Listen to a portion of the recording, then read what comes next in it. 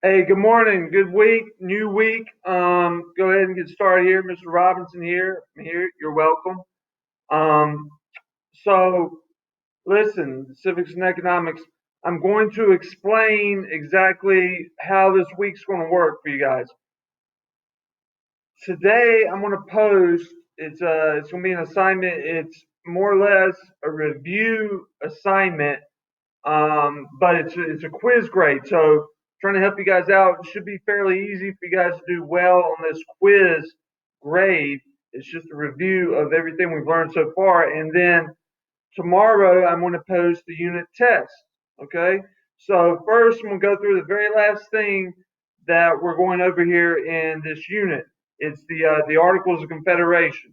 All right, and I'll explain what that is. So the way this week's going to work again is I'm going to post the it's review quiz. It's almost like a Kahoot, but it's a quiz grade for the test, and then the test I'm going to post tomorrow, the unit test. Then we'll start the next unit, which is the Constitution. All right. But what predates the Constitution is the Articles of Confederation. Now, the Articles of Confederation was the first, basically the first document that governed the new country or the United States. So I'll go ahead and go through some of these slides and explain them to you. All right. I'm going to get also grade all the assignments from last week today as well. So the Articles of Confederation here, all right. It says equals colonies untied. So basically, when we're going to look at this, the big problem with the Articles of Confederation is that the colonies were not tied together, meaning they view themselves as separate, totally separate. So what Virginia wanted to do, that's Virginia right there, wanted to do was totally different than what Massachusetts wanted to do. Okay, so there was no singular laws which governed all of it, and I'll explain some more. All right, federalism. Now, federalism is something that you're going to be, well, I don't think we're going to have a final exam this year, but they always test on the principle of federalism, meaning there's power between the federal government and the state governments. So think of federalism like this: the United States of America has certain laws, okay, which those laws apply to all states, all right. But each state has laws that only apply to the states, all right. So, for instance, students are always interested on this. In certain states, the driving age. I had a friend in college. She got her driver's license. I think she was from Georgia. She got her driver's license when she was 15 years old. I said, "How do you get your driver's license when you're 15? In North Carolina, you have to wait until you're 16." And she said, "Well, in my state, I think, like I said, I think she was from Georgia. I'm not sure." She said, "But in my state, you can get your license when you're 15." Right? So different states have different laws. All right. Another one is, so I was when I lived in California when I was in the Marine Corps. I was riding in the back seat of a car.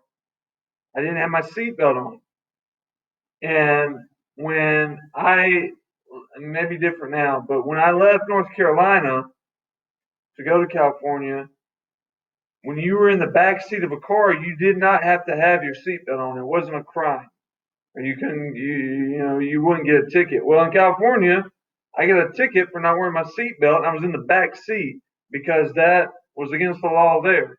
So different states have different laws on these things. All right, Articles of Confederation is passed right after the Declaration of Independence because the colonies at that time had to have something to govern themselves during this Revolutionary War period. These are things that Congress had, the powers they had. All right, so they have all these powers now, which are good. Congress still has most of these powers, but the problem is, all right, you're not really going to be tested on these specific powers. Here's the problem. It's right there in red. There's no way for Congress or the states, there's no way to enforce the states to do these things. So it's like, hey, the federal government, you guys need to, they're telling the states, you guys need to do this, but we have no way to make you do it. All right. So Massachusetts has their own idea on how to do things. South Carolina has their own idea of how to do things. And there's no power from the federal government to make them do these things. All right. Um, so, I'll explain a little more to you. And so, just going back, maybe a better example is this. All right. So, for example, if I'm here and I'm telling you guys, hey, there's a test today in class. Well, maybe a student over here says, okay, I'll take the test, but a student over here is like, no, I'm not taking the test. I'm not going to do that. Well, ultimately, what's going to happen? You're all going to take the test. Why? Because I'm telling you, you have to take the test. I'm enforcing that. But in a sense, in the Articles of Confederation, if I'm the federal government, I have no power to make you take the test. If that makes sense to you. Each state has their own idea of how to do things, but there's no binding force. It's almost like today, if you look at college football. So there are certain conferences. If you guys follow college football, there are certain conferences that are playing playing football. But there are other conferences like the Big Ten, the Pac-12. They're not playing.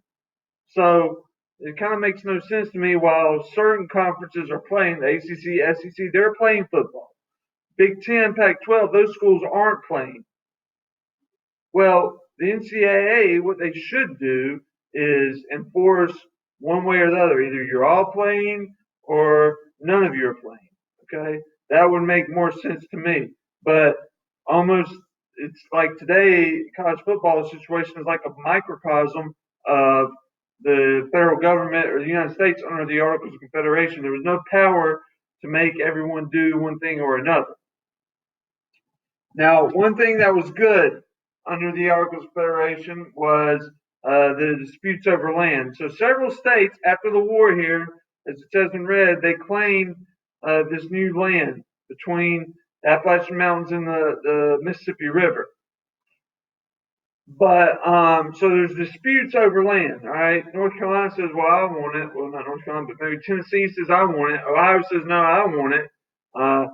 North Carolina, South Carolina, they want to expand west too. So, as you see here, so what they come up with is this land ordinance of 1785. Now, what's important about this is that it basically outlined the process of how land would be divided and then become territories would become states.